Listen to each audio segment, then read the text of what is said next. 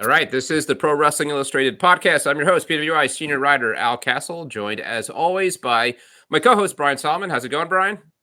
Not bad, Al. The sad news notwithstanding. Yes, we'll get to that in just a moment. Brian just dropped a bombshell on us just before starting to record here. Also joining us today, back on the show, Jason McVeigh, our sort of UK correspondent. A big week for UK wrestling with All In coming to Wembley Stadium. So we wanted to have Jason part of the show. How's it going, Jason? Not so bad. Thank you very much for having me. Pleasure to be here. Absolutely. Later on the topic of All In, we're going to have an audio interview that you guys should absolutely check out with one of the people headlining All In, AEW challenging for the world title, Adam Cole. I got to talk to for a few minutes earlier this week, looking ahead to the big show, and talked about what it's like to headline potentially in front of the largest paid crowd in wrestling history, his thoughts on working with MJF and also working alongside CM Punk, what their relationship is. Also talking a bit about leaving WWE, the rumors of whether he was going to be demoted to a manager. He addressed it all. Something we've talked about, Brian, his body, his conditioning, how insecure or not is he about that. So we touched on it all. Stay tuned. Check it out, Brian. I think you're muted. So just want to make sure. There you go. Great. And we'll get to that in a moment. We are going to be talking all things All In. That was the plan. But as I touched on just before we started recording here, we learned of the passing of Terry Funk, one of the real giants of the wrestling business. So we'll absolutely be discussing that in just a moment. Stories don't get much bigger than that. But right now, let me tell you about the latest issue of Pro Wrestling Illustrated. It's got, of all people, Matt Cardona and Steph DeLander on the cover. Who saw that coming? A hot seat interview conducted by our own Kevin McElvaney. Also in this issue, the PWI poll that I helped put together with Kristen Ashley every year. I got to tell you, and just having wrapped up our work on the PWI 500, the PWI poll is low-key, maybe the heaviest lift of the year for me. It really is a lot of work, so I'm happy to see it. It's a one time a year with PWI that I'm working with like Excel and percentages and spreadsheets and pie charts and all that stuff. It's a fun read. 50 questions that we posed completely legit to readers, wrestling industry people, some workers, some referees, some writers, and a lot of fun. You want to check it all out. So head on over to PWI-online.com. Lots more in this issue. A real fun one. You don't want to miss it. Again, PWI-online.com. And as I just mentioned, I know I just wrapped up my PWI 500 work. Before we got on, I was talking to Jason. Jason still has some work to do. How are you, Brian? Brian, you're always ahead of the game. So I'm guessing you've been done for like a month. Oh, it's all in the bag. Yeah, it's done. It's been done. Well, because I have so many of these other things hanging over my head that I'm motivated to work quickly, Yeah. I finally got it done. Yeah, it was, other competing priorities, but was able to finish it off. Well, I only had 25 this year. I did too. Have 50, yeah. So, Right. Yeah. I had 25, but I had the top 10. So each of those can be kind of time consuming. And then also my take, which was fun. I think we talked about it last time. My take was really about how difficult it was to get to number one this year. I think we were an hour in and didn't have a single name on this list. And I don't remember, I was telling Jason before we started recording how, back in the day, I would drive to PWI offices and we'd sit down and we'd hammer this thing out largely. I mean, a couple hundred in a few hours. Here, we were more than an hour in and we didn't have a single name on the list because I don't remember ever having such a hard time with number one. Yeah, and it worked out very interestingly in the end. I'm not giving anything away, but and what we wound up with, I think people will be very fascinated to see how it all shook out. Yeah, I think it's hardly defensible. Yes, I think just tell so. them it was Dean Malenko. We went with Dean Malenko. Back two Absolutely. time number one. Anyhow, that's coming up. We're still finishing that issue, but tons here for you to check out. So again, head on over to PWI-online.com. Check it out. If you subscribe, you'll get a deep savings of the cover price. We now have these combo packages where you could get both the digital edition and the print edition. It's the way to go. So you could get the digital edition, well before the magazine drops, and then you could have the magazine in your mailbox. So again, head on over to PWI-online.com and check it out. Guys, let's talk about Terry Funk. I mean, I'm just learning this news. I don't even know what to say. I mean, I know he had been in poor health for some time, so I'd guess not completely unexpected, but a huge loss, Brian. I mean, you're sort of our resident historian. I mean, can you begin to put into context, to perspective, Terry Funk's legacy, his role in the wrestling business? It's going to take time for people to digest and perspective and things. I mean, he'd been sick for a while, so he was one of those people that I know a lot of us had been already in our mind kind of summing up or thinking about what his legacy was, and kind of, the gut response that I had and that I posted right before we got on here. The first thing that popped into my head was just, when you talk about who's the greatest of all time, or how do you define that, or there's so many variables in wrestling, it's almost impossible. It's like a pointless exercise. I never even get pulled into those discussions if I could help it. How do you even calculate it? And, even though I can't, it's one of those things. It's like when they say, how do you know a great art, right? I don't know what it is, but I know it when I see it. Like, I can't tell you, but I know what it is. To me, Terry Funk is somebody that I can't define what it means to be the greatest of all time, but I can say that I think it's very possible that it was him. I don't know how else to put it. Somebody who... You're number one? I think you could make a very serious case for it. Somebody that could do everything and anything, that could adapt himself and readapt himself. Somebody who wrestled for 40 years and constantly redefined himself and made himself relevant. I mean, he became the heavyweight champion of the world in the 70s, okay, when most of us either weren't even born or were babies. And that was almost like literally he hadn't even gotten warmed up yet as far as his career goes. It's almost like there's a lot of people today who love Terry Funk, who worship things that he did, and he's one of their favorite wrestlers, and they may not even know that he was the heavyweight champion of the world, the NWA champion. That's how much of a just getting started thing it was. To go to the WWF, I mean, he was a part of the national expansion. He was right there. Wrestling. That's Hulk where Hogan. I first saw him. Yeah, me too. Growing up in kind of WWF territory, my first exposure to him was kind of a little more cartoonish. But even in that cartoonish atmosphere of WWF, he brought a legitimacy. And I think kind of along the lines of what you're saying, it's hard to, even at a young age. I remember he was a lot more legit, a lot less cartoonish, even with Jimmy Hart in the corner and the Brandon Iron and, JYD pulling Jimmy's pants down and all that stuff. He was like serious business. I remember spitting the tobacco. I remember him beating the crap out of Mel Phillips for putting his hat on. And this was like serious stuff on a not so serious product. But that was always Terry Funk. He was always kind of ahead of the game.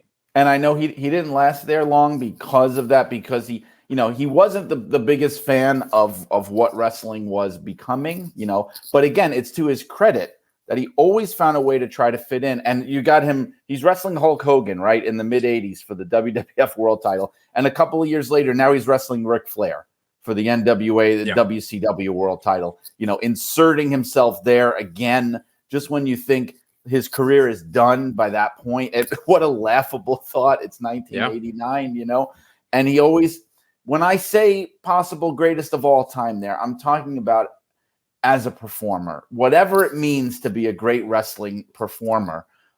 Yes, there were bigger stars than Terry Funk, certainly, but at his level of a main event star and of the type of performer, when you talk about the look, the promos, the believability, the work in the ring, being able to adapt to any style, making you believe, making you invested as a viewer. I mean, when people ask me, like, what's the greatest thing you've ever seen in wrestling?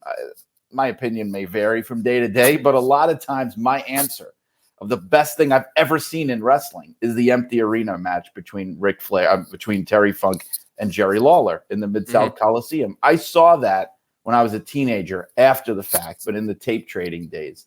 And I mean, that was like a head exploding moment for me, a kid that grew up on the WWF. You know, it's one of those things where you go, it's one of those moments where you're like, is this stuff real? I don't understand. Maybe the WWF stuff isn't real. You know, you got that. You got, I mean, the ECW. Sure. I mean, he was done. A lot of people, I don't think people realize that in the very early 90s, he was done. Like about 91, he had about wrapped it up. He wasn't really even wrestling anymore. ECW pulled him in and made him again. I think for a lot of people might say that was the biggest, most high profile part of his career, or for a lot of fans, especially younger fans, would remember him the most for doing. You know, he was the ECW world champion. He was doing it in Japan with the death matches. I mean, this is a guy that everybody thought would have been done and finished. And people always use it as a cliche when they say, "Oh yeah, you haven't seen anything yet. I'm just getting started." And you're like, "Yeah, that's nice. It's a nice sentiment." But we all know you're basically done. But in his case, that was actually true, you know, several times. That's what makes him so amazing to me. Yeah, I mean, Jason, you're a little younger than the rest of us. I mean, you have a whole different, I would imagine, sort of perspective. You know, was it ECW for you, your first exposure to him with the Chainsaw Charlie and the WWF in the late 90s? Yeah, very much so. I started watching wrestling in 1990. So for me, Terry Funk, it was the ECW stuff. And ECW portrayed him as someone very important. And they put across, this guy is a legend. And so I subsequently went back and watched, you know, his earlier stuff. And I was like, okay, yeah, I get it. You know, and his 1989 stuff with Flair. But the ECW stuff, some of the promos that he cut there were unbelievable. And it was just him and a camera in Paul Heyman's mom's basement, probably. Yeah. And I remember there was one promo where he talked about his father passing away, and his father had a heart attack while wrestling. And he cried. And I remember being 13, 14 years old watching that, and I welled up. That was the effect that Terry Funk could have. Whenever he was acting like a maniac, you believed he was a maniac. When he was crying and heartfelt, you believed he was heartfelt. Some of his Japanese stuff when he was over there in IWA and he was chasing fans through the arena, and the fans were legitimately frightened of him and running for their lives. I think that was the testament to Terry Funk, was he made you believe in everything he did. There were better in-ring wrestlers, probably. There might have been better promos, but as an all-around package, Funk had every part of it. Yeah, I mean, I think, you know, and like you said, Brian, it's hard to kind of put your finger on it, but Jason might have just done it. If there was one thing about him, I think it was that believability and the emotion. I can, you know, think about promos where you know, there's tears coming to his eyes, and it wasn't put on, and yet it very literally was put on, and that was the beauty of Terry Funk, was that he knew how to turn that on and turn it off. You know, I hear Dave Meltzer talk about how much he learned from Terry Funk, and he's a guy who's so kind of folksy that you wouldn't think of him at first blush as sort of like, you know, this deep student of wrestling. You know, guys from his generation very often were stuck doing one way from the way they came up. And the thing with Terry was that he always was really kind of ahead of the game and really progressive, and could see the signs of change. You know, ECW is maybe an obvious one. You know, for a guy who at the time was, you know, was he pushing 50? Was he already over 50 when he got involved in ECW? 50, and he saw something. He saw that this was kind of the next evolution of pro wrestling, and he had done that so many times. And you know, it is hilarious. I mean, I think about, like we mentioned, I mean, seeing Terry Funk probably for the first time, 85 or so, in WWF, and thinking he looked like an older guy then. You know, fast forward, whatever that is, 13 years later, he's seeing him in Boston at WrestleMania 14. Fast forward another 10 years past that, another 50, and he just keeps going and going and going. Do you know when he wrestled his last match? Well, his actual last match was 2017, believe That's it or insane. not. Because I've been doing a little quick research now because I'm going to be writing, unfortunately, his obituary for the Wrestling News. But 2017, and it was, it was one of those big time wrestling shows. That's the promotion that brought back Ricky Steamboat earlier this year. And they had him and the Rock and Roll Express against Brian Christopher, Jerry Lawler, and one other person that I can't remember. But that was like he kind of had packed it in by about 2005 or so, but he would come back for a match here, a match there, and 2017 was the very last one. Yeah, and I don't know, what would he be, like 70? It's crazy. Over 70. Crazy. Yeah. I know he lost his wife a number of years ago, right? And I heard that things really kind of took a turn with that, right? Well, yes, I had met him when I worked for the WWE once or twice when they brought him in.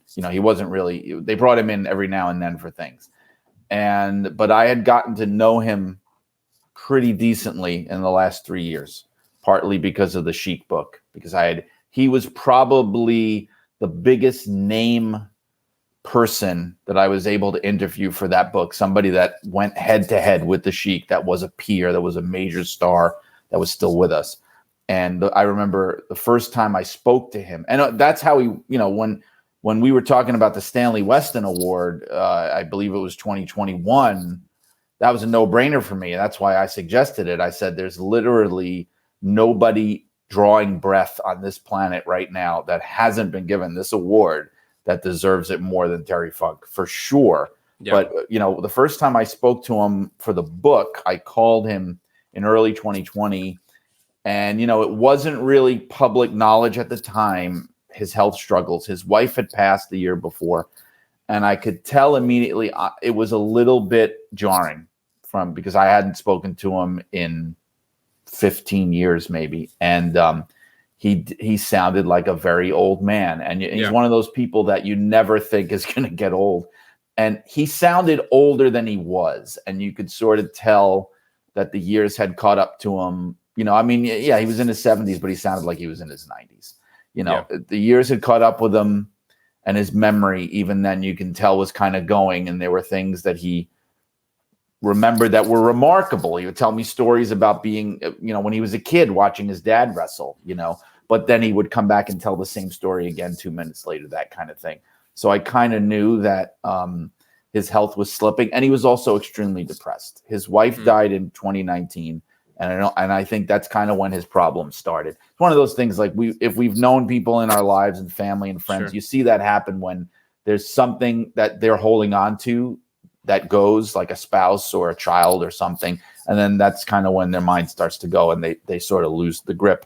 But he at that time he was still at home. From what I understand, for a while he was living home by himself, and at his age and his condition, that probably wasn't the greatest idea. So I know his daughter was trying to help him out, and she had him in assisted living for a while. And then I think in the past year that he had come home and was living at home, but I'm not sure about that. Did he hold on to some of that money from 40 plus years in wrestling? I mean, how is he living? Well, I know that he sold the Double Cross Ranch. I was kind of disappointed to learn when I spoke to him in 2020. I kind of had this image in my head of him alone at the Double Cross Ranch, but he told me that it was a different house, that they'd sold it, and he was living in, he and his wife had been living in a different house. I don't really know. I honestly don't know. I haven't heard stories of him being destitute or anything like that. So I mean, he worked constantly, but that's also a sign when somebody does need money. So who knows? I mean, I really don't know. What's crazy is, we've had some conversations in recent months with the passings of people like the Iron Sheik and Billy Graham about losing that generation that goes back into 70s and even beyond that. And I think Terry Funk is older than all those guys, but almost you almost don't necessarily think of him from that generation, because as you're touching on, I mean, he's relevant to people a lot younger than us who saw him wrestle, into the 2000s or even 2010s. He started wrestling in 1965. It's crazy. So my goodness. He was 10 years in when he got the world title. Yeah.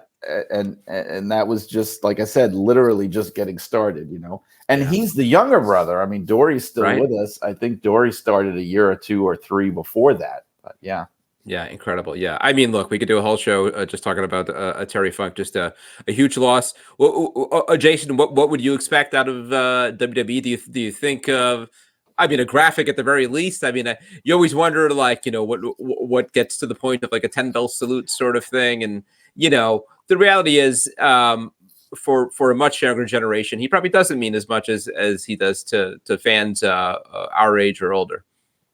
Yeah, I'll expect a graphic at least. In terms of anything more than that, I don't know, because Terry Funk, certainly to me at least, was never a WWE guy, quote unquote. Yeah. A lot of people in the business have kind of thought they were very independent, even working for big companies, and were fiercely individual. Terry Funk was. Terry never went where you expected him to go, and he would move on.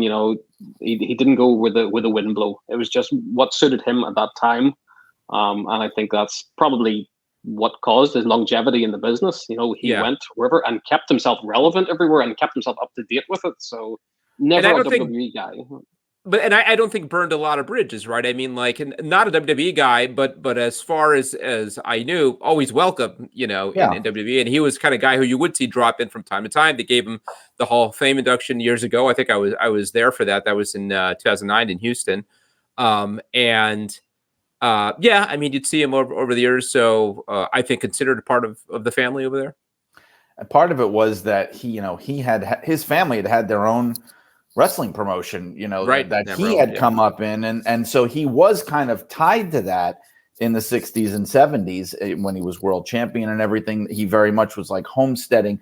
And then when they went out of business in the 80s, that's really when you start to see like Terry Funk, what's the word, like the nomad, just the gunslinger, literally just going from place to place, and you never knew when he was going to show up in Florida, Mid-Atlantic, Georgia, the WWF. I mean, Japan. Look, that's the crazy thing. The stuff he was doing in Japan, he was like the Sheik. The stuff he was doing in Japan in the 90s was like, he was already a legend there because he went back to the 70s in Japan. And I mean, some of those just insane matches when he and Dory were like these cowboy baby faces. They were like the only American gaijin wrestlers, one of the only early on that were treated like baby faces, because the Japanese just loved them so much for whatever reason. They were these larger than life figures. And so he had been over there and over here. You're talking like 40 years worth of accomplishments. Yeah, and you think about our own magazine, and I was just in I don't know if you've ever been to Lucharitos. They're like wrestling themed taco places, and there's a few on Long Island. And in the bathroom, they've got old wrestling magazines framed, and some of them are very old, from the 70s. It's such a different era, and there's Terry Funk on the cover of them. I mean, that's the history that he has. So again, I mean, there's not enough time to do justice to his place in the wrestling business. I'm sure we'll revisit the topic. I'm sure there'll be some kind of presence in PWI addressing his passing. But in the year where we've lost some giants, I mean, this is about as big as it gets. I mean, you don't want to measure one versus the other, but as you touched on, I mean, he really is in that conversation of not just one of the best, but maybe the best. I mean, he's that special a figure. So certainly our condolences go out to him, his family, and then everybody else who is certainly feeling the pain from his loss. All right. I mean, not an easy transition, but the plan here was to talk about All In. Jason, biggest show theoretically in the history of the relatively short history of AEW, coming up this Sunday. They say 80,000 plus Wembley Stadium. There's some talk that this may be the highest paid attendance for a wrestling show, even eclipsing WrestleManias and anything like that. Considering that, you'd think this is the mother of all shows, surely a gigantic card, surely every fan, at the edge of his seat waiting for this. I don't know. I don't know that I feel that way. What are your thoughts on the show coming up? And maybe you give us perspective in your part of the world. I mean, they outsold WrestleMania 3 already. Does this feel like WrestleMania 3? You weren't around for WrestleMania 3, so I don't know if you would know. Fairly. Look, I don't want to diminish what AEW has done with this. The ticket sales is enormous, and what they're about to do is a huge thing, and you cannot take this away from them. In the scheme of wrestling history, this is massive. But I don't think I have ever been disappointed with the build to a major show by them or anyone else in a long, long time. I don't know whether or not it's just bad timing, because All Out is, a week later? Yep, and Grand Slam a week or so after that, yeah. So they find themselves in this position, and the blame for this has to go to AEW, is that you're building towards 3, 4, maybe more shows in addition to your weekly ones all at one time. So nothing is getting a chance to build. So I don't know. For me personally, here in the UK, it just doesn't feel that big. They're advertising it really, really well. Like, there's billboards at soccer games here, Premier League games. It's huge. They have very cleverly taken out advertisements during the commercial breaks of Raw and SmackDown here on TNT Sports. So literally every commercial break, there's an all-in advertisement. So smart. Are they trying to sell tickets, or are they just trying to raise awareness? No, I think they make clear in the commercial that tickets are still available. Okay. And if you want to buy them. So, but I don't know how much that is actually. It's unfair to compare it to SummerSlam 1992, but that's the obvious comparison. They welcome that.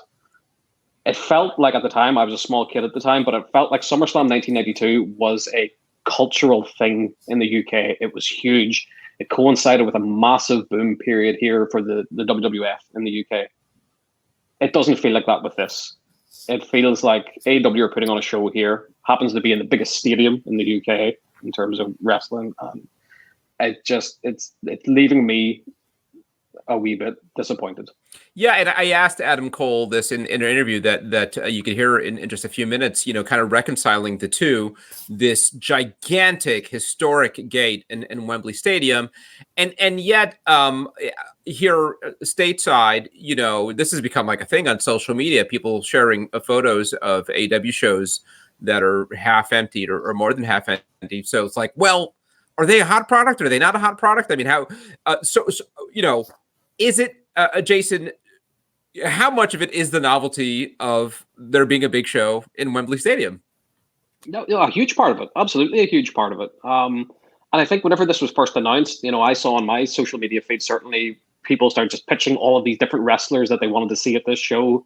And my feeling was always, no, just put on an AEW show, because that is actually what people here want to see. Don't be bringing in guys from the Indies or guys from Europe. They want to see an AEW show. So I think that the novelty of it is that's AEW coming to Wembley Stadium, a huge venue, and no one else has done it here, certainly not in a long, long time.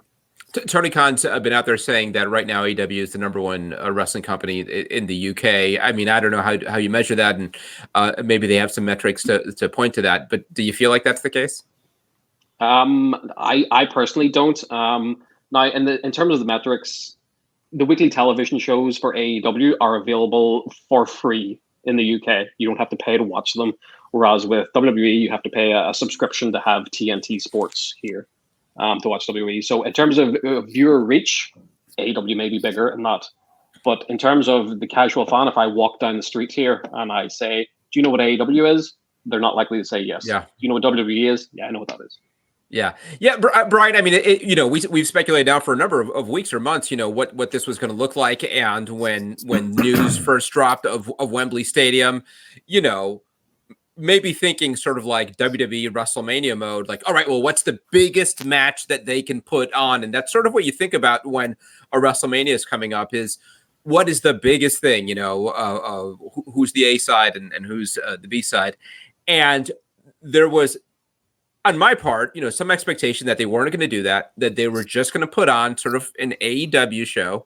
And it feels like that's what they did.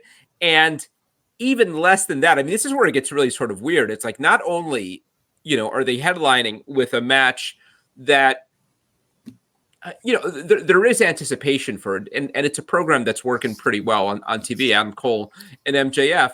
But there sort of literally isn't that bad blood, because the storyline they've been telling is that these guys are pals, right? So you're headlining this biggest show, 80,000 people, and two guys are sort of like, it's kind of goofball. We're having some fun, they're teaming together, I think the night before, or something, challenging for the ROH titles. Maybe there's some big fallout, but I was just watching, trying to catch up on some of this, and comedy angle in front of Outback Steakhouse, all the stuff. And like, this is the build to, the show that you're selling, you're trying to build as the biggest wrestling show in the history of the sport. So, what kind of grade do you give the build up to this show? Failure. I mean, there's no way to be nice about it. Failure because of the level and the potential of what this is compared to how it's actually being treated. I mean, there's no nice way to put it. You have your hands on what could be a moment for the company that can put you on the map, a game-changing possible moment, and it is absolutely not going to be that. I hope I'm wrong, but it's shaping up to be something where, like, the next day everyone's going to be like, hey, that was pretty good. Okay, what's next week? You know what I mean? Instead of being like, here we are 30 years later, we're talking about SummerSlam 92. 35 years later, we're talking about WrestleMania 3. You know what I mean? This is not that. I don't even know where to begin with this, because even Tony Khan on the media call that he just gave, I don't know if you guys ever heard the audio of that, or if maybe one of you was on it. I am trying to be as diplomatic as I can here, but he is a man that is in over his head, and I have no ill will at all towards him, but it comes across as, almost outright saying, I don't know what I'm doing here. I mean, it was literally talking about how he talked about how overwhelmed he was, how there were last minute changes that he had to make to the creative of the show that people don't even know about yet, how there's going to be changes to matches and things, and how he's not totally sure how it's going to connect to All Out.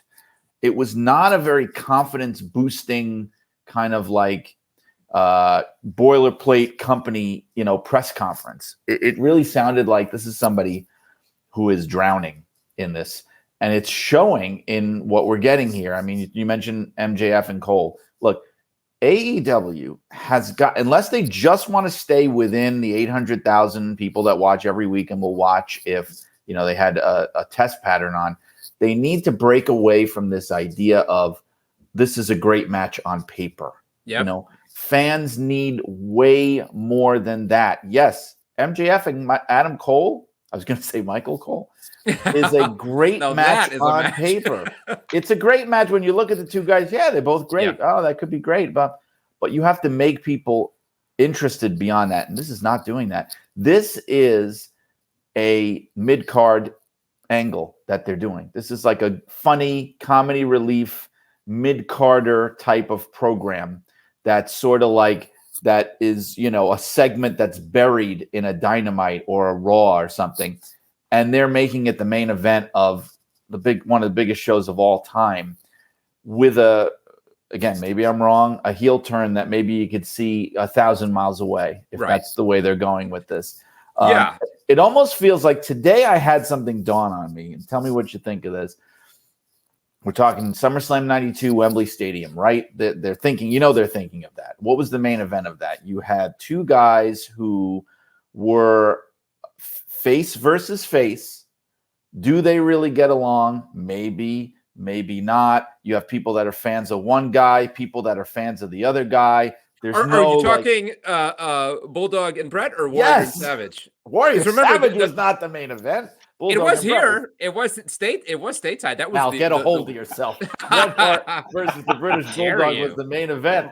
The thing is, though, I think this is AEW trying in some clumsy way to have a callback to that, but it's just so poorly executed that it's sacrilege. You almost have to sit here and do what I did, do these mental gymnastics to try to see what they're trying to do. And then it feels like, just first of all, any other pay-per-view to me. It's just, this could be any other show. This could even be a really stacked Dynamite, to be honest with you. Yeah. The matches that they're putting together and just the build for things. it's like watching a train derailment in slow motion is what it's like. Yeah. You can't believe that you keep waiting. You keep going like there's going to be more, right? I mean, they're going to kick it into gear. Boom. When's the and it's not happening, you know? Well, the problem is that it is just a kind of a step along the way. And it is a problem of all these shows, right? So I think they're thinking, well, we still have All Out. So yes, I imagine whatever comes out of Cole and MJF builds to something at All Out, and maybe that is where we get like the highly anticipated grudge match, the all that. But it's backwards, right? Because this is the big show. I mean, it would be like WrestleMania building to Backlash, or something like that. It's completely backwards.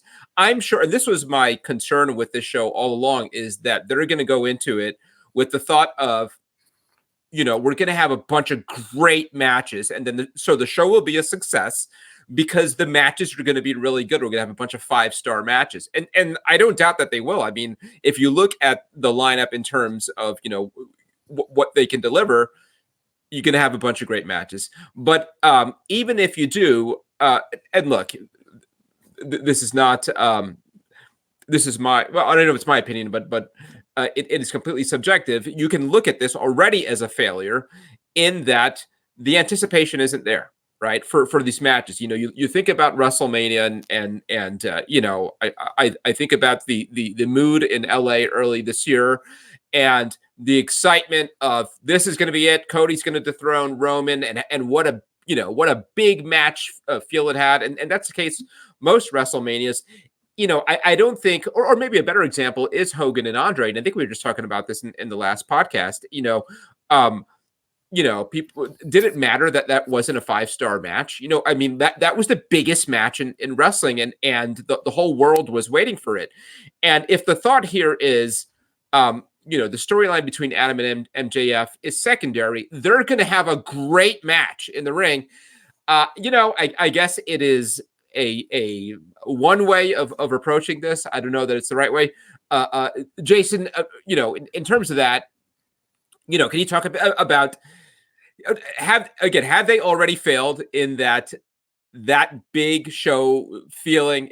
Well, there is a big show feeling just because of the crowd, right? So it's like, would we even be talking about this as the big show in AEW's history were it not just for the fact that they've sold 80,000 tickets?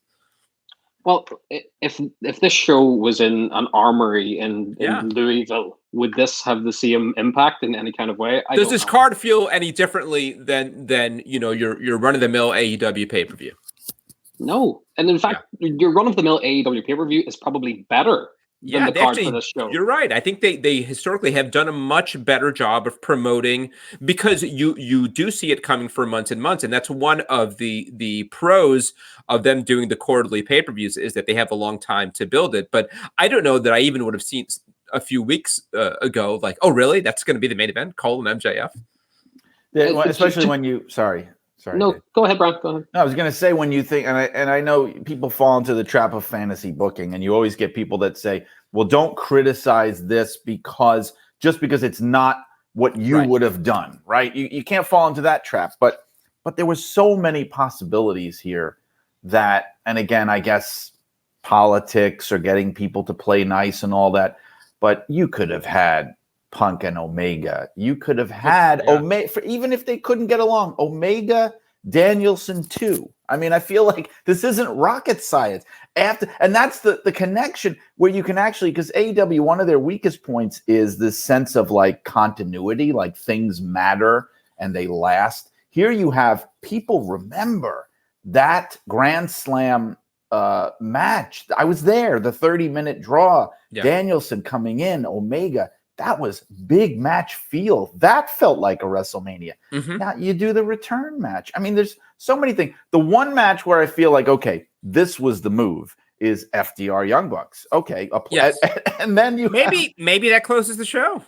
I mean, maybe. I think it's sort of a more, suitable main event, actually, in that I do think that tells the story more of what AEW is, because I think that's one of the problems is that, and I don't mean this as a slight on any of those guys, they're all super talented. Here's me being diplomatic, but if you were telling me, your AEW is putting on a show in front of 80,000 fans, the biggest show ever on pay-per-view, who's in the main event? I wouldn't have not have picked Adam Cole or MJF. I mean, MJF is the champion, so maybe almost by default he needs to be there. But with all due respect, neither is the biggest star in that company. The company that has CM Punk and Kenny Omega and Bryan Danielson and Chris Jericho and John Moxley. You can go on and on. I mean, I think you can argue that those two guys are maybe below all of those guys.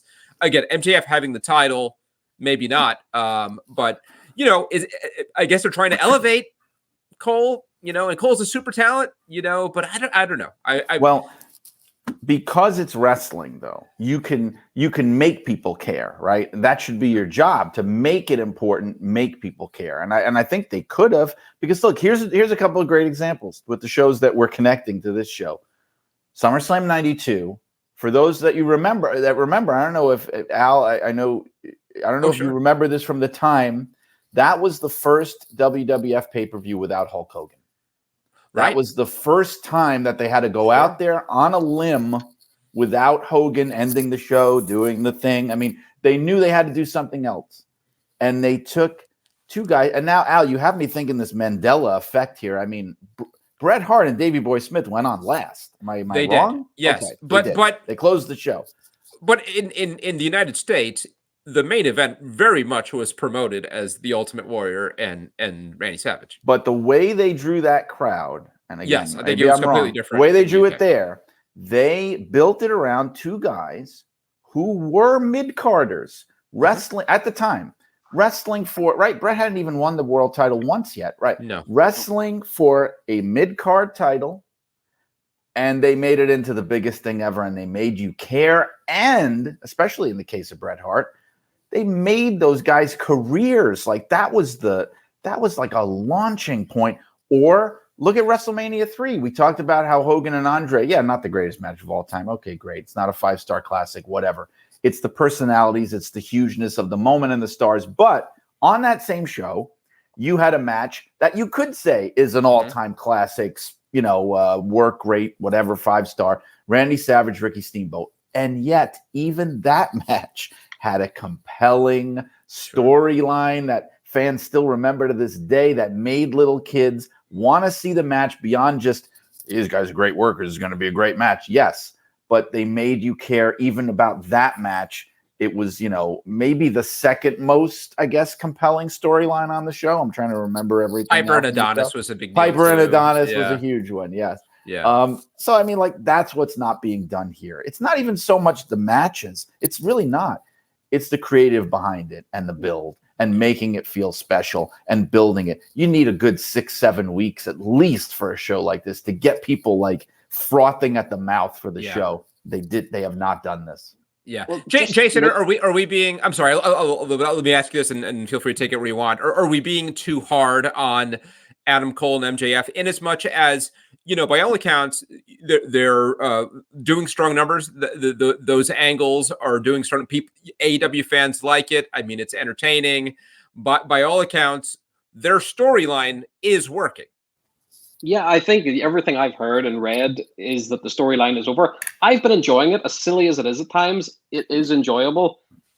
If they are going to main event, they have a wonderful opportunity to do what Bret and Davey did. And that's show everybody that they deserve to be in that position. I have no doubt they can have a good match, just like everyone else in the card can have a good match. Brian brought up a good point there when he talked about it was the first WWF pay-per-view without Hogan in 92 at SummerSlam. The AEW roster has way more stars now than the WWF did in the summer of 1992. Far and away more. But the stories that have been building just this aren't good. Like, just looking at the card, you have MJF and Adam Cole who are wrestling, and the story is, are they friends? Are they not?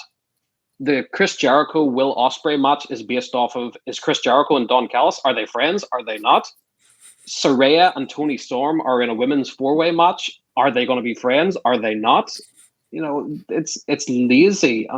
I hate to rag on them because I say this is a huge event for them, but the build-up has left so much to be desired.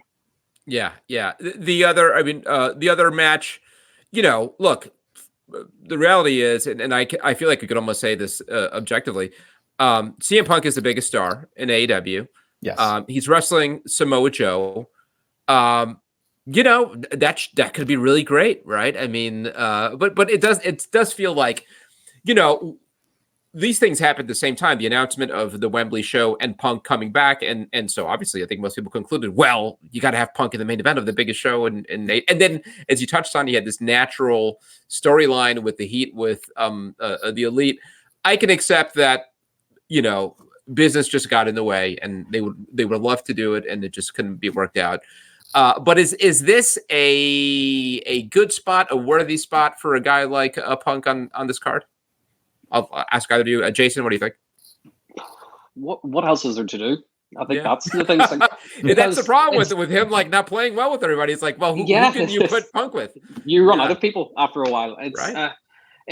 Just looking at the card, there are so many big names who are buried in tag team matches. I think Moxley's in a 10-man tag match, and Sting's in a tag team match you could have done something huge with Sting. You could have done Punk and Sting. I don't know how good that would have been, but it would have been a marquee matchup, and you could have built it as Sting's last ever international match or something like that.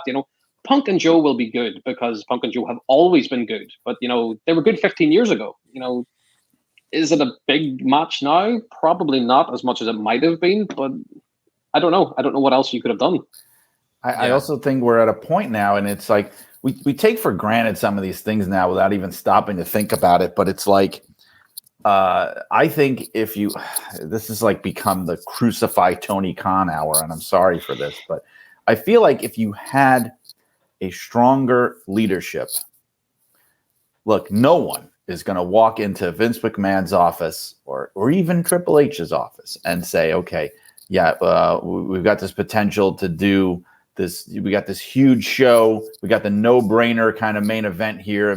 But I don't like this guy. He was mean to me, and I don't want to be around him. They would have been like, we're doing this match. This is the creative. You're going to do this, or you don't work here anymore. You work for me. This is my business. This is my company. We're trying to have the biggest show of all time. You guys are going to make a fortune off of this. This is going to be your payoff, blah, blah, blah, blah, blah. I don't care that you don't like each other. You're going to do it. And they have done that. I mean, the one that I think back to is Edge and Matt Hardy. Remember how real that was? I know. They forced them. I saw it with my own eyes. They forced those guys to work together. I mean, to the point, it was distasteful. And especially with Lita. I know she was really upset about it.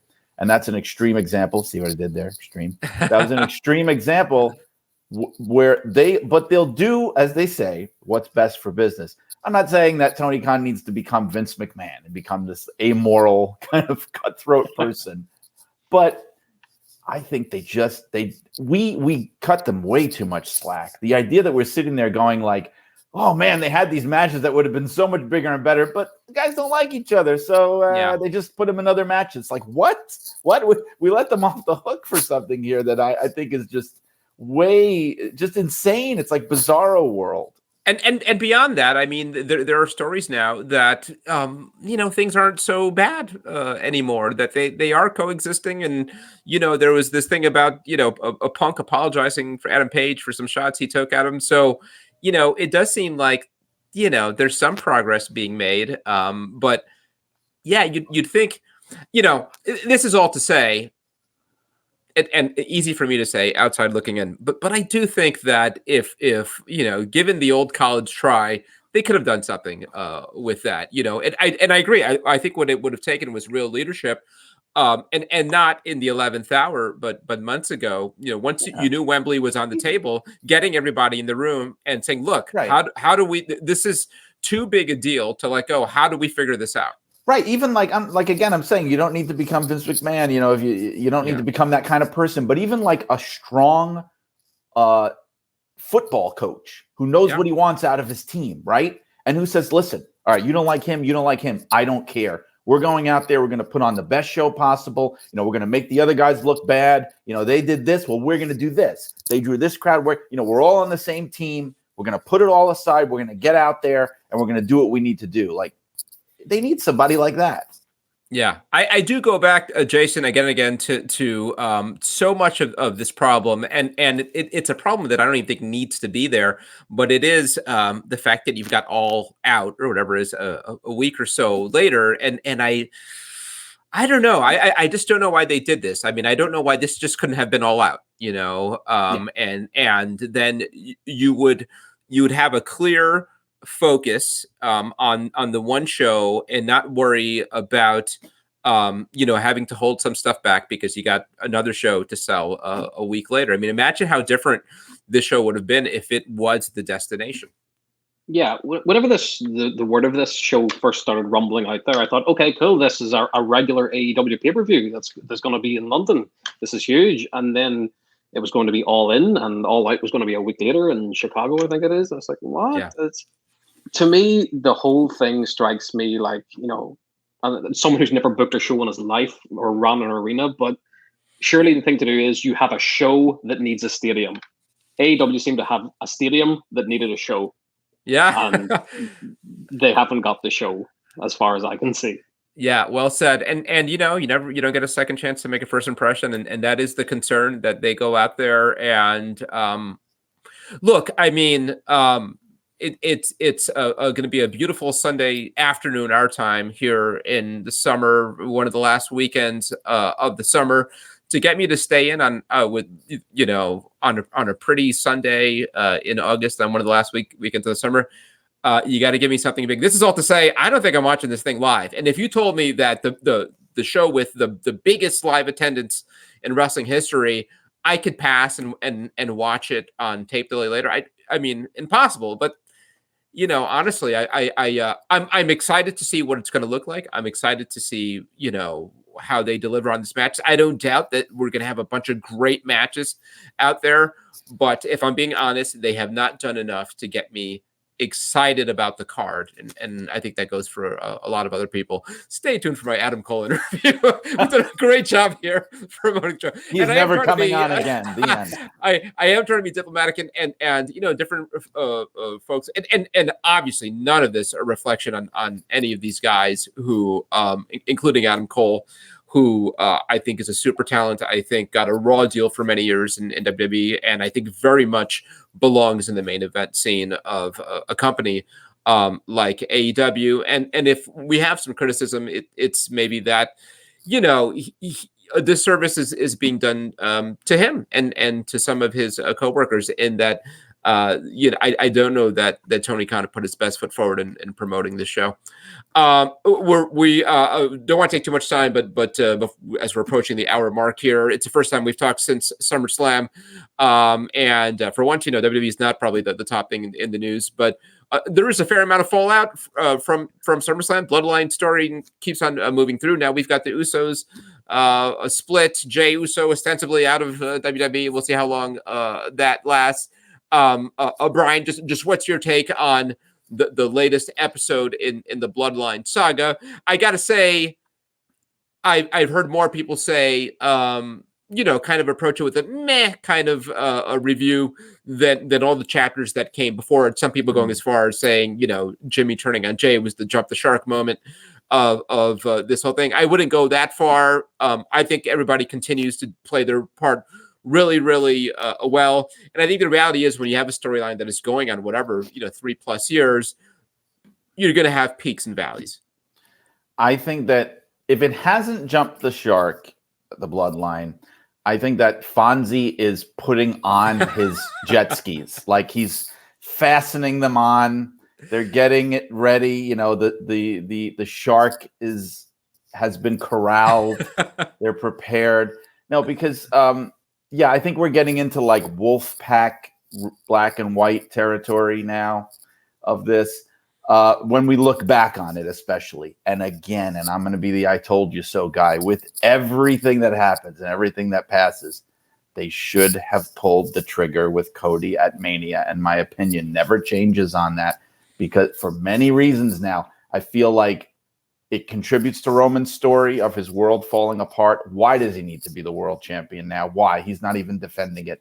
It adds to the idea that this is a man whose world is crumbling. Plus, you could have had Cody. You wouldn't need to have Seth Rollins dancing around doing whatever he's doing as the consolation prize world champion, because you could have Cody Rhodes out there front and center, defending it against Brock, defending it against Dominic, defending it against Damian Priest and Finn Balor. So I do feel like we're getting to that meh point with it, where a lot of people's reaction when Jimmy Uso came out, I swear to God, I had some of those like higher power NWO kind of flashbacks when Jimmy took the hood off at the pay-per-view and revealed himself at SummerSlam, and I was just like, like why? Like who? What? Why are we doing this? Again. Yeah. And then he gave his half-assed reason. Well, I didn't want you to turn into Roman. And like you could even feel when they did that segment, how hot the crowds are for those Bloodline segments, right? I mean, it almost felt like they were going to just turn it into just 2 hours of the Bloodline arguing with each other at a certain point. You could feel that the crowd was just, again, sort of like, yeah, whatever. It just didn't have that energy anymore. I don't know if it was just me feeling that, of Jimmy giving his like lame reasoning of why he interfered. The real reason he interfered is just to keep this thing going. Yeah. Because I don't know if they know what to do next. I think they're like, this is great. We have the greatest thing on our hands that we've had since forever. Let's not let go of this. We have to just keep doing it. And all credit to Paul Heyman. He's brilliant. I know he's got a lot to do with all of it, but I just think like it's losing steam. Let's just put it that it's losing steam. Yeah, and I think that's absolutely the case. I want to believe that they could pull the nose up, and they could salvage it. I do think this latest chapter not as exciting as some past chapters. But there are still a lot of directions they can go. Obviously, Uso versus Uso. You could do another Jay Roman match. You could do Jimmy Roman. They're obviously building something long term for Solo and Roman. I'm sure somewhere there is a spreadsheet or something that has this all mapped out between now and WrestleMania, and they have a plan to get there. I suppose to eventually get back to Cody. And I will say, I hope so. I don't know. I feel like that's never guaranteed. But I will say again, like to the strength of WWE in making people care, despite the shark jumping or whatever you want to say, I would venture to say that they were able to more successfully make people interested in seeing a match between Roman Reigns and one of the Usos. Think about that for a second, right? Yeah, crazy. One of the Usos who've been around for like 12 years in WWE. They made people care more, I think, about that match than the AEW has been able to make people care about a match between, which on paper, right, should be way better and a much more of a slam dunk of a match to make people care. And yet we're over here going, I can't wait till Roman Reigns defends the title against Jey Uso. Like, what? Yeah. Can you imagine saying that in like 2014? You know what I mean? Jey is so great. I've been saying it for months. I'm happy to see him kind of finally get his due. It does feel like, he's getting positioned now for that next thing and being, I guess you could argue already he's the top babyface on the SmackDown side. And I think he just exudes, I think, and I don't want to be mean, but I think he's created a pretty big distance between him and Jimmy in terms of what they bring to the table. And for so long it was, which one is which?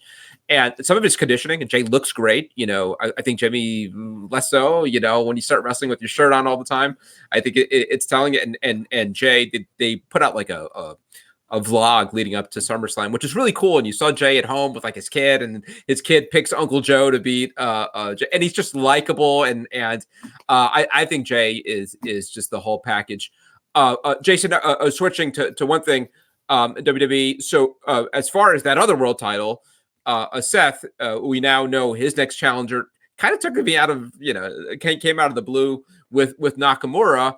I'm intrigued. I'm happy to see Nakamura, be elevated, but you would have thought that they would have sort of like foreshadowed this somewhat, which is to say, like, push Nakamura for a while, let him get some wins under his belt before he challenges for the world title. I don't know how credible he is as a world title challenger, even though I'm really excited to see the match. Yeah, it's strange. It did seem like it came out of nowhere. I mean, 1 week Nakamura is feuding with Bronson Reed, in the second match on Raw, and the next week he's the number one contender to Seth Rollins.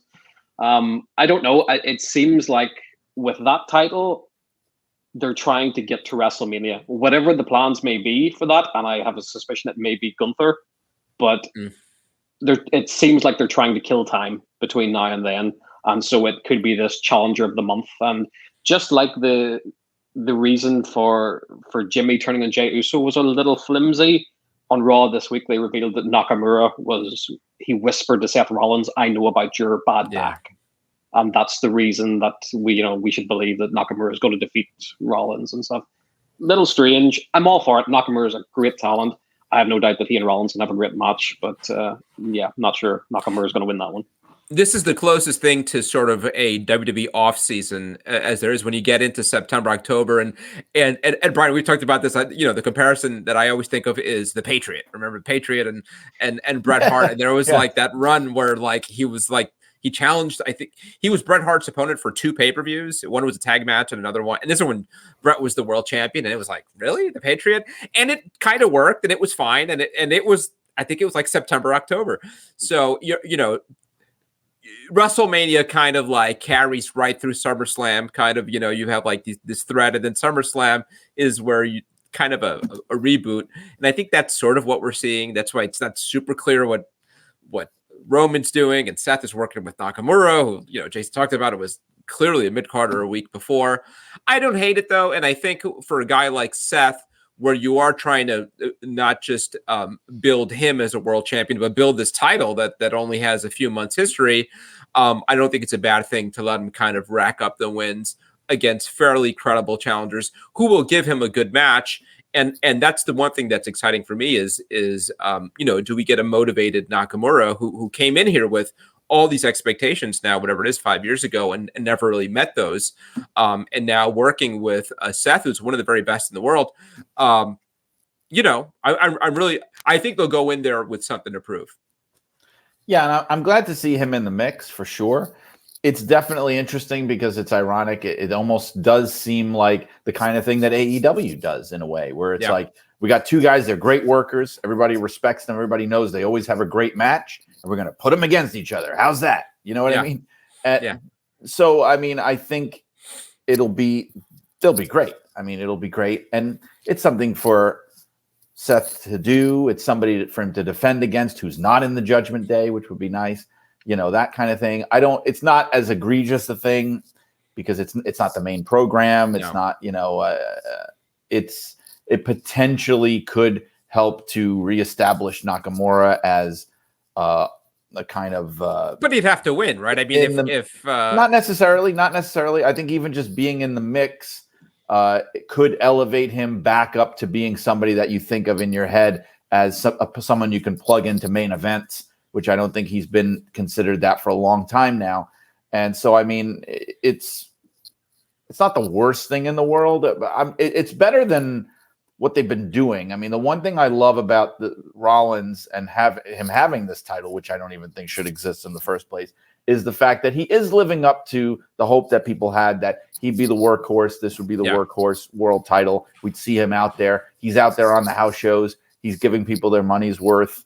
He's giving people a world title match. He's got, he's working hard to build the reputation of this title. So at least there's that. And I think this is part of that. So I'm okay with it. Absolutely. All right, guys. Thank you so much for joining me on the very, very news-filled show. Anything, either of you, Jason, anything you want to promote, your social media, anything else? You can find me at JBladeKO on Twitter or X or whatever it's called now. Go to the PWI website. You can subscribe to the weekly newsletter on there, which I have a hand in along with Kevin every week. Yeah. Great. And Brian, how is the Gorilla Monsoon book coming along? And you've done some appearances lately, right? Or are those still to come? Yeah, some I've done, some still to come. I was at the New England Fan Fest last month where they do the New England Wrestling Hall of Fame, and I'm going to be at the International Pro Wrestling Hall of Fame. I'm not sure when this is going to get posted, but it's the last weekend. It's the all-in weekend. That's where I'll be. That's Albany? Yeah, in Albany. Okay. It's the 3rd annual, and I'm a part of that. And the Gorilla Book is I'm still in transcription hell, but I'm pulling off some great interviews. I don't know if I mentioned it here before. I think I did, that I got to talk to Bret Hart. Great. Yeah. And I'm hoping I'm gonna spill the beans. I'm hoping that it's possible that I have a tentative understanding that he may write the forward to the book. So we'll Great. see. Excellent. Super exciting. And I actually got to talk to Gorilla's widow recently, Maureen. Wow, great. Which was like, she's still with us. Yeah, she's in her 80s. And that was like, to me, that was like the holy grail interview that I wanted, especially from like a personal life perspective, someone that'll have answers to questions that no one else is going to have, that kind of thing. And so I was finally able to do that. I'm very grateful. She's a wonderful, wonderful woman, and just has great memories of someone that's beloved by everybody, but none more so than her, for sure. With a project like this, and you're talking to a spouse, and you're trying to encapsulate this guy's life, is it one interview, and you try to get it all in on that one interview? Do you expect you're going to be calling her back from time to time over the next several months? I mean, if I had all the time in the world, I'd be doing, Right. repeat interviews and all this kind of thing. And I know people do that with books when they're working on them for years on end. It's a time issue.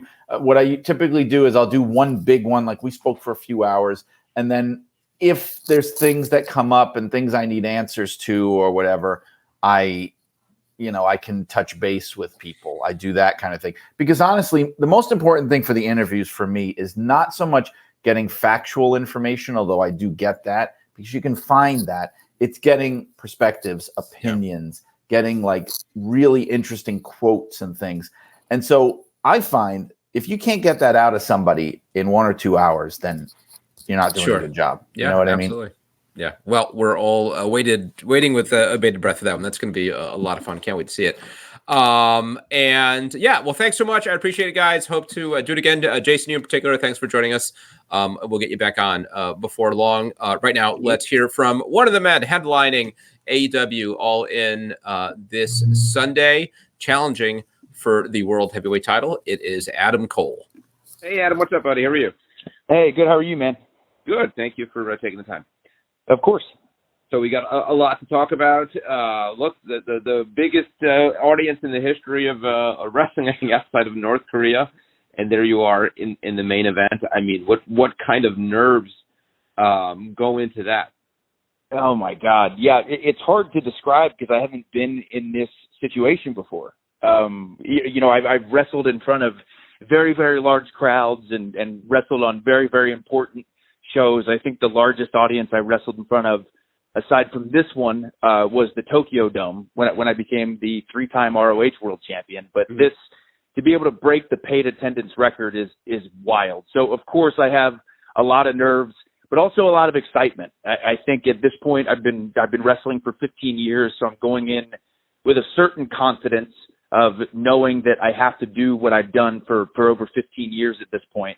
But my God, mostly excitement with definitely a nice helping side of nerves on the side for sure. How do you approach a match like that in terms of preparation? Do you just go out there and put on the best match that you can, or considering the stakes, is there some pressure to do something extra? This is the biggest crowd I'll ever wrestle in front of. Maybe I've got to deliver the best performance of my life. Sure.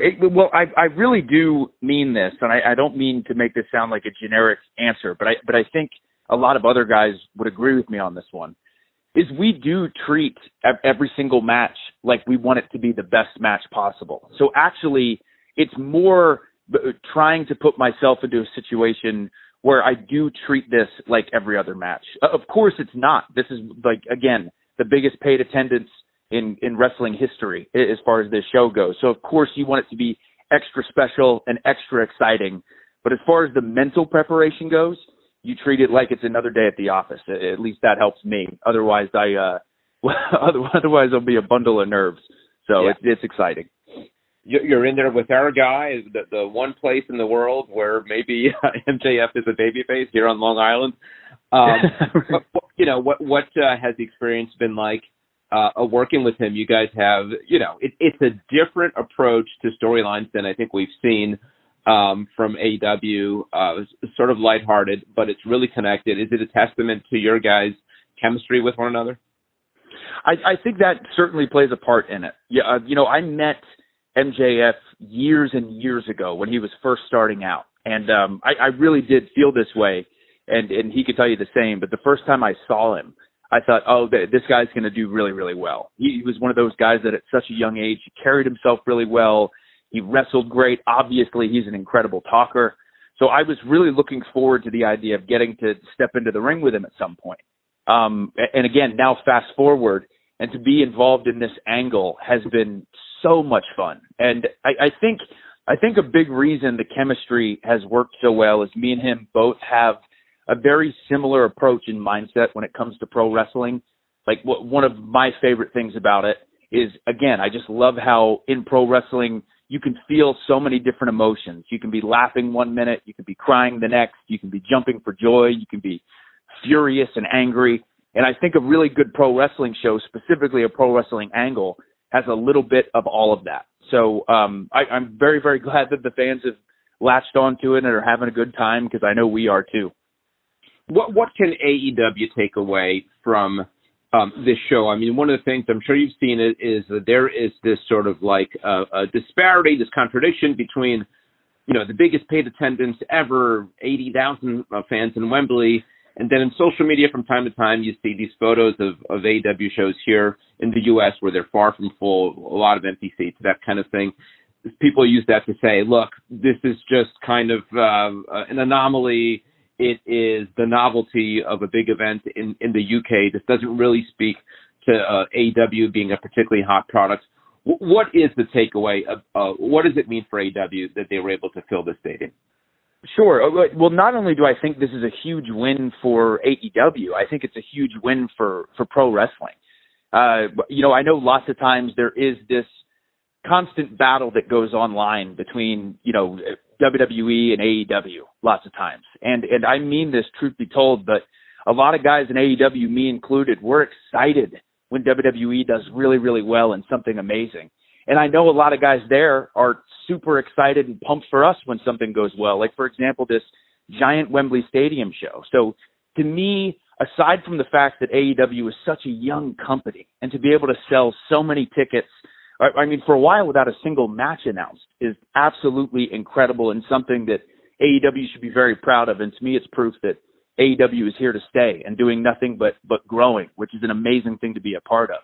But it's also so great for pro wrestling to be able to have a show like this and to break this all-time paid attendance record. This is just an incredible thing to be a part of, an incredible thing for pro wrestling, for the wrestlers, no matter what company you're in, and certainly for the fans. This is an amazing, amazing time, and I'm glad to be a part of it. Yeah. Another thing that I've heard, I don't know if it's a criticism, but people have pointed out it's sort of unusual, is these, and just texting with Adam on this, there's so much to promote because you go from this right to All Out, and then you've got Grand Slam. That's 3 big shows in the course of just a few weeks. From the wrestling student's perspective, what do you think about that? Is it a good idea? Does it make it complicated to focus on one thing when you've got so many big shows ahead of you? Well, what I do like about it is it puts you in an interesting situation and it gives you an interesting challenge. Because like you had said, traditionally, you have this one big show that you're building towards, and then you have a little bit of time to build to the next one. Instead, like you had said, we have 3 giant shows within a month span of each other. And instead of looking at it as like I don't know if this is a good idea, I think we look at it as like a very interesting challenge. Especially because these shows are all lining up to be incredibly successul. I'm very, very confident in all 3. I think it'll put everyone in an interesting situation, an interesting spot of no rest for the wicked as well. It's not, when we're done with Wembley, we have a huge pay-per-view and then obviously Grand Slam coming up after that. So it's going to be go, go, go for AEW for this next month or so. And I like it that way. I do. How were you feeling? You know, it wasn't that long ago that you were on the shelf. You came back. I know some people talked about the conditioning, the body not being where it was. I'm sure you've seen some of the pot shots taken on social media.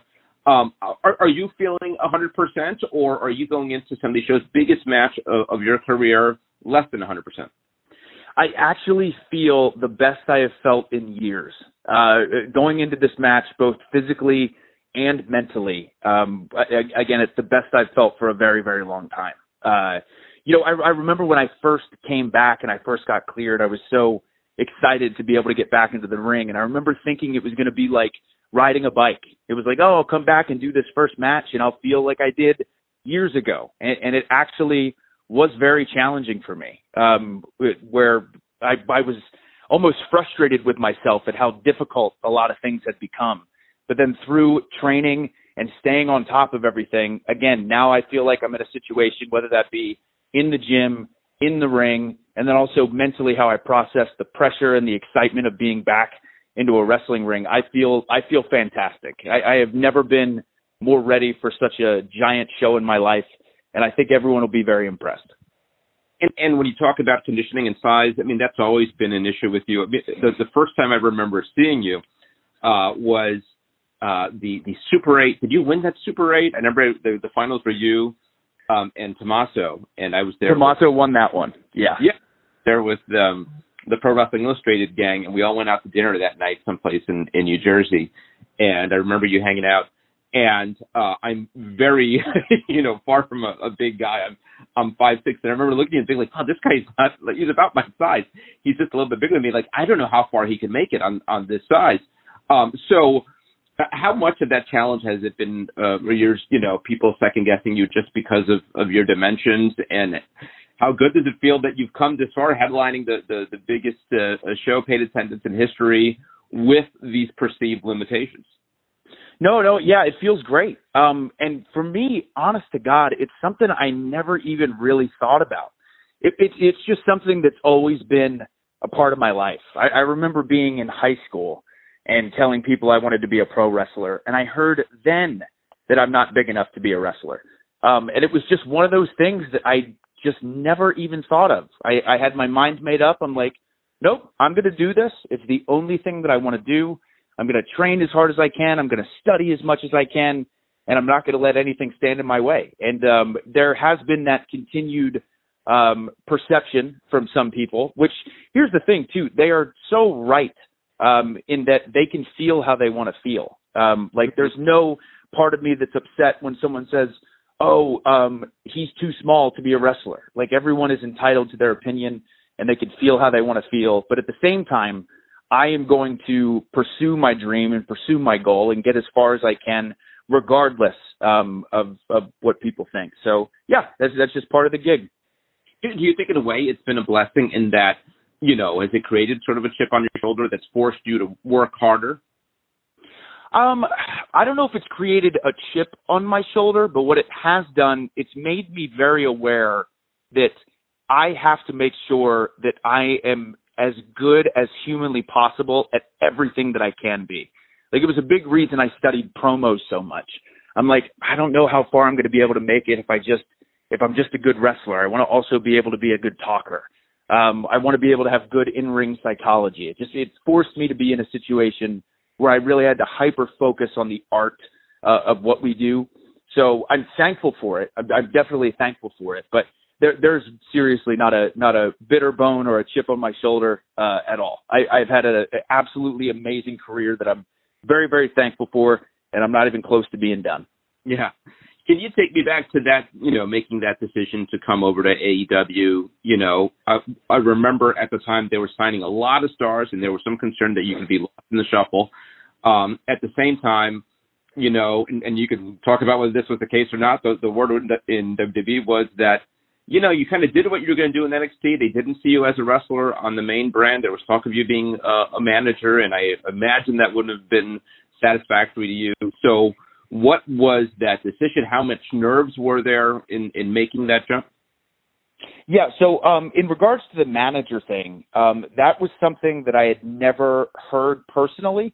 Now, I'm not saying that wasn't an idea that was pitched, but as far as me staying in WWE, the idea of me being a manager and cutting my hair was something that was never expressed to me. As far as why I made my decision to go to AEW, absolutely there are nerves. There are nerves anytime I think you switch companies in that process. But for me, the decision was a very, very exciting one. Aside from the fact that I got to be on a show with a bunch of my friends and my girlfriend and travel with her more, aside from the fact that every single week I would watch the shows, I absolutely loved the shows. I loved the crowd interaction.